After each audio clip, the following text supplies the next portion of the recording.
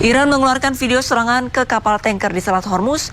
Iran beralasan kapal tanker tersebut memaksa untuk melewati Selat Hormuz tanpa membayar tarif yang ditetapkan.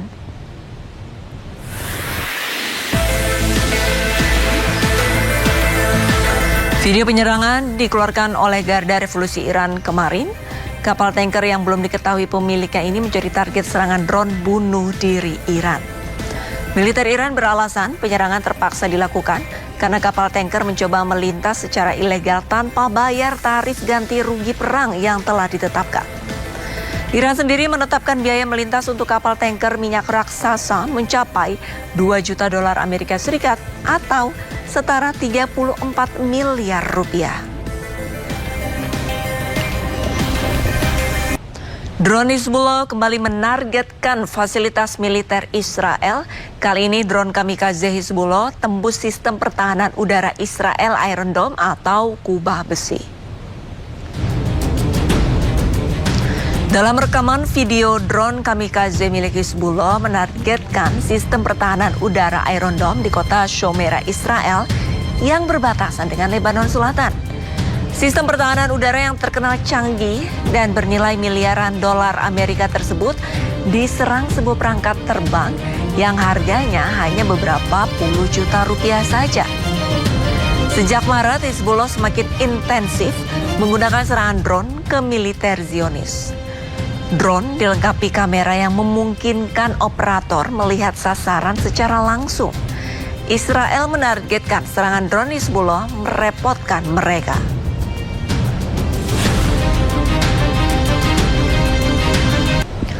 Iran siap apabila harus berperang maupun bernegosiasi dengan Amerika Serikat. Iran telah memperoleh banyak pengalaman militer selama konflik terakhir dengan Amerika Serikat dan Israel.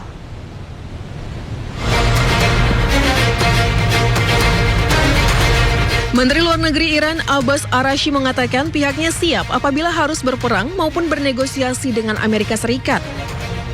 Ia menekankan misi yang diberikan negara kepada Kementerian Luar Negeri Iran adalah satu dan tak terpisahkan dengan yang lainnya. Araghchi mengatakan bila negaranya mengharuskannya melakukan negosiasi dengan AS, maka pihaknya segera mempersiapkannya. ما مأموریت خودمون رو جدای از مأموریت دیگران نمیدانیم. هر جا لازم باشه بجنگیم میجنگیم، هر جا لازم باشه مذاکره کنیم مذاکره میکنیم. مأموریتی هست که نظام به هر یک از ما داده، ما هم مأموریتمون در این مسیر هست. کاملا هم در هماهنگی با مجموعه نظام، مجموعه اهداف نظام. اگر لازم باشه منافع نظام اقتضا بکنه که در میدان دیپلماسی، در میدان گفتگو، در میدان مذاکره حاضر بشیم، حاضر خواهیم شد با قوت، به همون قوتی که نیروهای مسلح در عرصه دفاع از کشور حاضر میشن. Sebelumnya Araghchi memperingatkan Amerika Serikat bahwa Teheran akan memberikan respon yang lebih mengejutkan jika perang kembali pecah. Araghchi mengatakan Iran telah memperoleh banyak pengalaman militer selama konflik terakhir dengan AS dan Israel.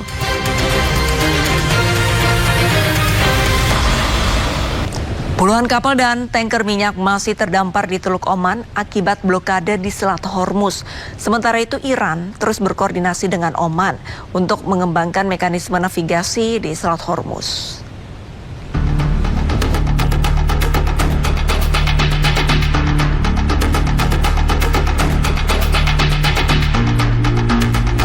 Puluhan kapal dan tanker minyak masih terdampar di lepas pantai dekat kota Hasab, Oman.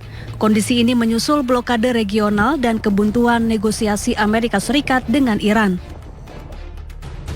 Sementara itu, juru bicara Kementerian Luar Negeri Iran, Esmail Bagai, menyebut pihaknya terus berkoordinasi dengan Kesultanan Oman dan pihak-pihak terkait untuk mengembangkan mekanisme navigasi di Selat Hormuz. Iran juga sedang menyusun kerangka hukum baru yang mengatur pengelolaan Selat Hormuz. Sementara itu, Amerika Serikat telah menunda serangan militer terhadap Iran. Adapun Iran mengancam akan mengubah Teluk Oman di dekat Selat Hormuz menjadi kuburan bagi kapal-kapal Amerika jika blokade laut oleh Amerika tidak diakhiri. Puluhan kapal berlabuh di dekat Iran Selatan di tengah blokade Angkatan Laut Amerika Serikat. Presiden Amerika Donald Trump bahkan mengklaim tidak ada satupun kapal yang dapat menembus blokade tersebut.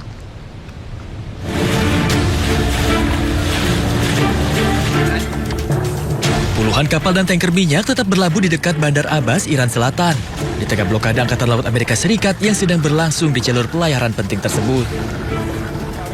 Marinir Amerika Serikat mencegah dan menaiki kapal tanker minyak berbendera Iran yang dicurigai melanggar blokade di Teluk Oman. Sebelumnya Presiden Donald Trump menyatakan bahwa tidak satupun kapal yang dapat berhasil menembus blokade Amerika Serikat yang diberlakukan terhadap Iran. Trump juga mengancam akan melancarkan serangan lain terhadap Iran sebelum akhirnya kembali mengurungkan niatnya. Juru bicara Kementerian Luar Negeri Iran, Esmail Bagei, mengkonfirmasi bahwa Teheran sedang meninjau tanggapan terbaru Washington terhadap kerangka kerja gencatan senjata yang diusulkan yang dimediasi melalui Pakistan. Serangan udara terbaru Israel ke Gaza menargetkan Kem Al-Maghazi. 1 orang tewas dan beberapa lainnya terluka.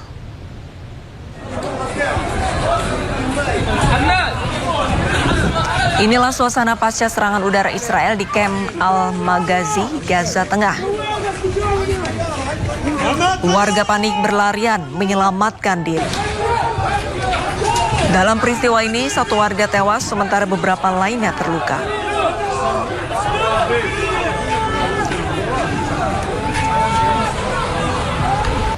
Salah satu jurnalis Indonesia yang telah dibebaskan, Rahendro Herubowo, mendapatkan kekerasan fisik yang diterimanya selama ditahan oleh Israel.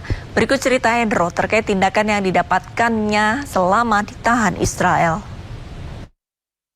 Ya, alhamdulillah sekarang kita lagi ini medical check up ya, tadi habis ngambil darah, terus kita mau konsultasi. Soalnya nih saya mengalami beberapa kekerasan di pundak sampai mungkin 3-4 kali di bagian depan, di belakang juga saya diinjek dan terakhir disetrum.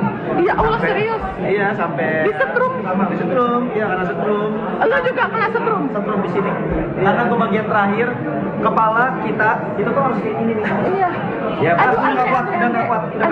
Udah. Jangan aneh-aneh dulu, Andre. Udah nggak kuat.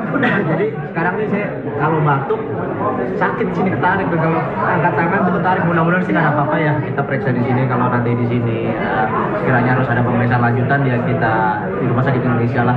Siap. Harus Semangat pejuang. lagi. Masya Allah. Sebelum dibebaskan, relawan Indonesia yang tergabung dalam misi kemanusiaan di jalur Gaza Palestina dipukuli dalam penjara Ketziot Israel.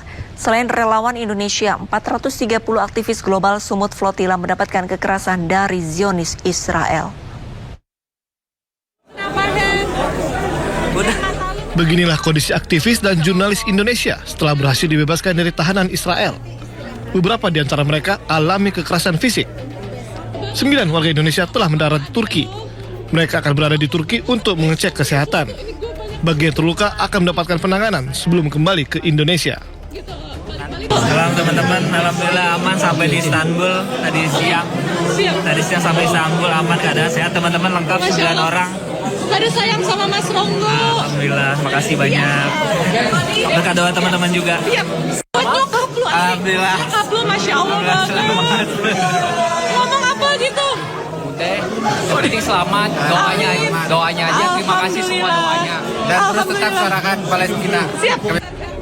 Meski mendapatkan sejumlah penganiayaan, namun aktivis dan jurnalis ini meminta untuk tetap berjuang atas kebebasan negara Palestina.